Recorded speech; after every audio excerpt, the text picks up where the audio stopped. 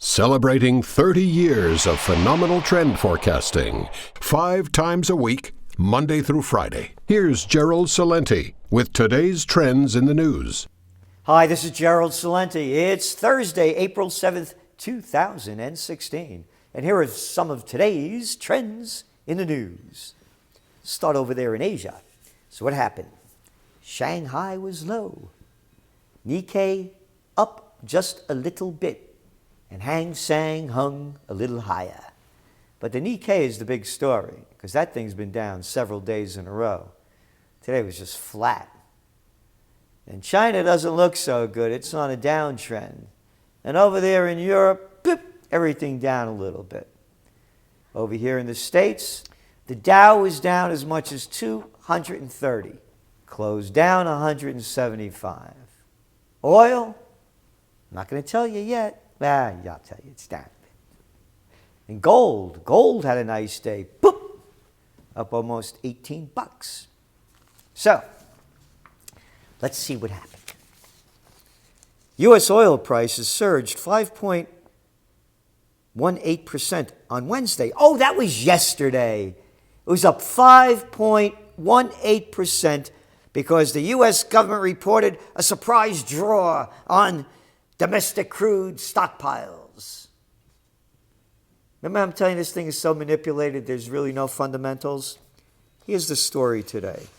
U.S. oil prices fell over 1% on Thursday after industry data suggested a pipeline shutdown had not reduced crude flows to the U.S. storage base by as much as they expected. And it goes on and on and on. All this means nothing. But here's the deal. Oil was down. We had West Texas down. It was almost 36.69. And Brent was down 38.70. So he popped up a little bit. I'm saying this because they almost, if they closed that near their lows, they would have erased the BS from yesterday. So again, the fundamentals don't count. All it does is manipulation counts. So, U.S. stocks closed about 1% lower or more Thursday. But wait a minute. They jumped up yesterday. How come they went down today? Well, financials were leading the declines. Financials are leading the declines. The bank distress is greater than they're reporting. And not only in America, over there in Australia, they're facing a banking crisis ready to explode. You know, they're too big to fails, too. They got 4 banks running the whole show over there. And when things were ready to collapse back in 2008, they just did a different Ponzi scheme with a different name, but the same results. They boosted a failing market, and now that failing market is starting to fail again. And it's all over the world. I read what was going on in India. We know what's going on in China. So financials are leading the declines. So the Dow's down over 174 points. Again, it was down as much as 230. But the markets are on hold again because after the markets closed, here's the news that came out. Fed Chair Yellen is due to speak with former Chairman Ben Bernanke, Alan Greenspan, and Paul Volcker on a panel hosted by International House.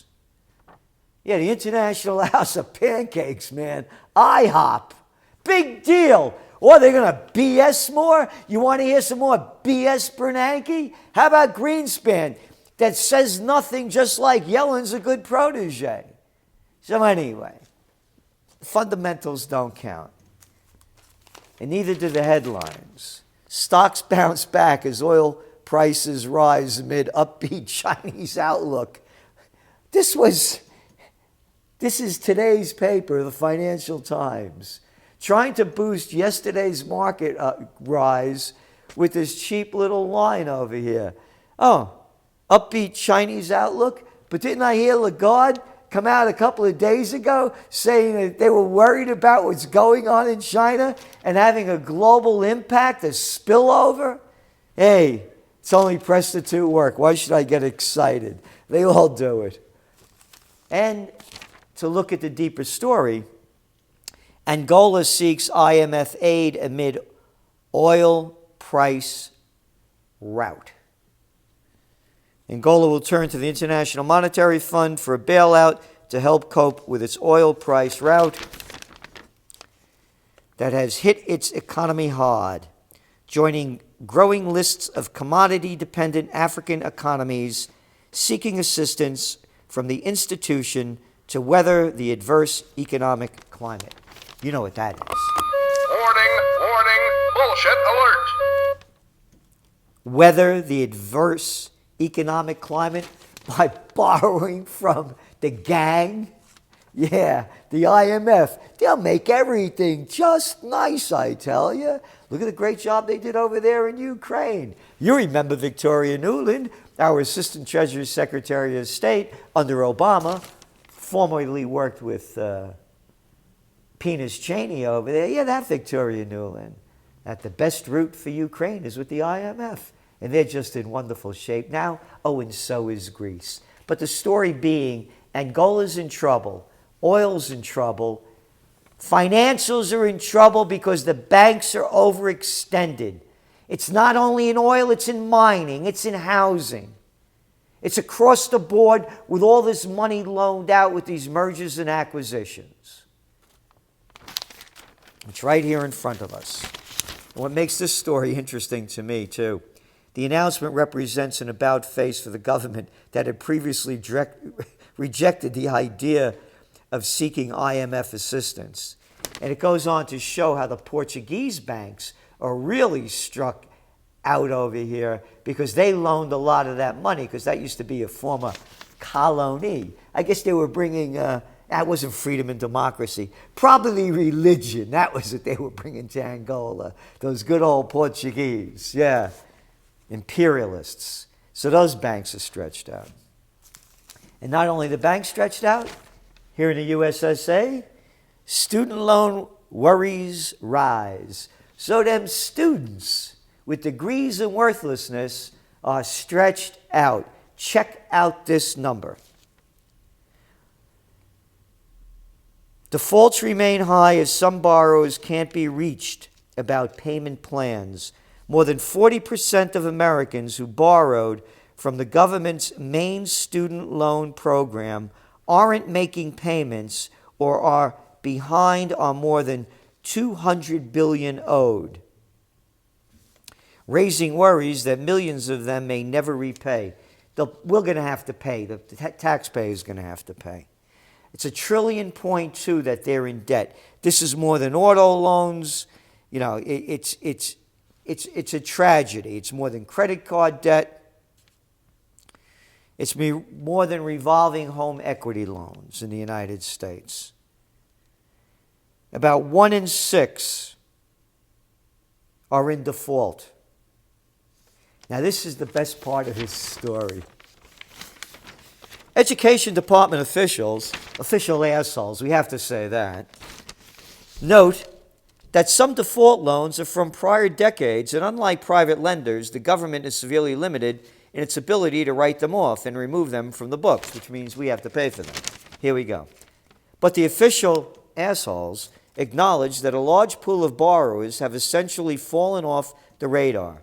The Education Department has assembled, you ready for this? Quote, a behavioral science unit to study the psychology of borrowers and why they don't repay. A behavioral science unit. These people should be in a behavioral science unit in a mental institution. They're not paying because they don't have the money, and these bullshit colleges ripped them off with broken promises and inflated expectations, giving them degrees in worthlessness. I'll tell you what, they should get a job as a bill collector. Yeah, to go after these people that can't pay for their loans. Or they should get a job in a behavioral science unit. Yeah, why don't you start teaching behavioral science units in college as to why kids go so deep in debt and how you screw them? And we're going to figure out. And you know what this is? You know what the bullshit about is? You got to pay for this stuff. A bunch of wankers they're going to put together. Why can't they pay? We don't understand.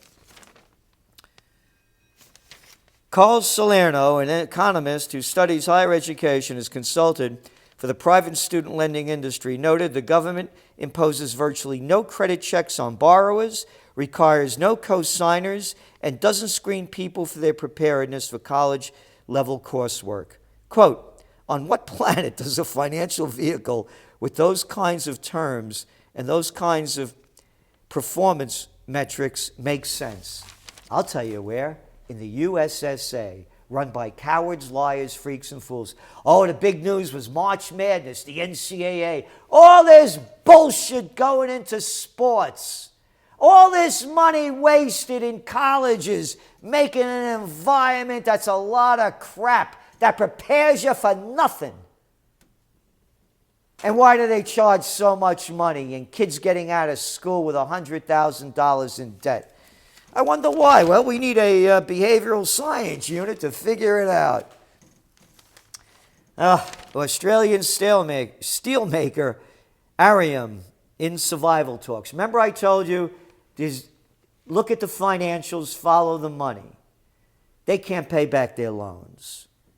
One of Australia's two biggest steel makers is engaged in last-ditch talks with bankers to try to avoid being put in administration after the rejection of basically $1 billion recapitalization plan by GSO Capital, a subsidiary of Blackstone. Yes, isn't that wonderful? Yeah. 7,000 people may lose their jobs. And on good news, Armenia and Azerbaijan peace that they announced a couple of days seems to be holding on, so that's positive.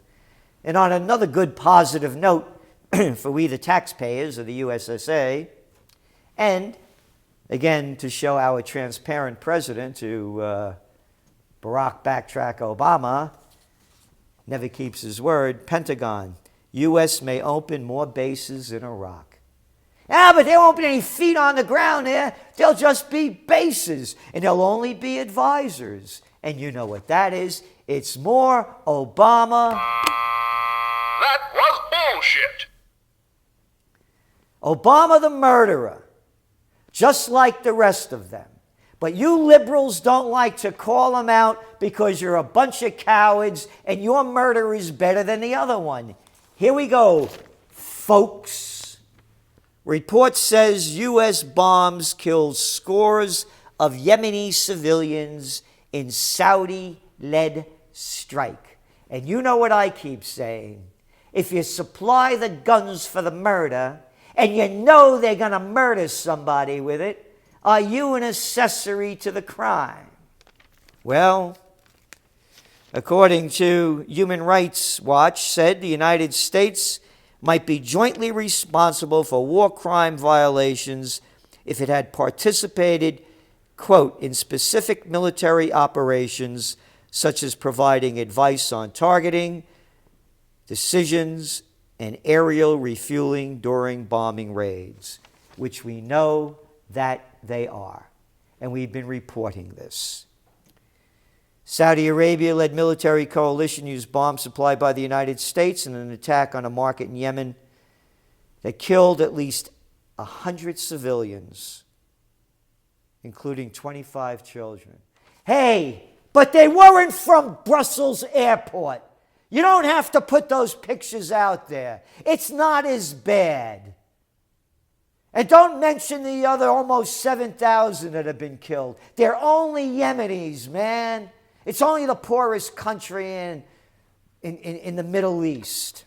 Listen to this bullshit. The United States is confident that the information that we rely and non-combat support we provide to Saudi Arabia and other coalition members is sound and provides them the best opportunity for military success consistent with international norms and specifically mitigating the potential for civilian casualties blobbed out frontman that Goebbels would love, Colonel Patrick Ryder, a spokesman for the United States Central Command. Yeah, that's for you. The best options for military success. You guys haven't had a military success since World War II, and you keep shooting your mouth off in this arrogant Goebbels lingo crap to cover up your excuses for murder. This is Gerald Celente, and that's some of today's Trends in the News.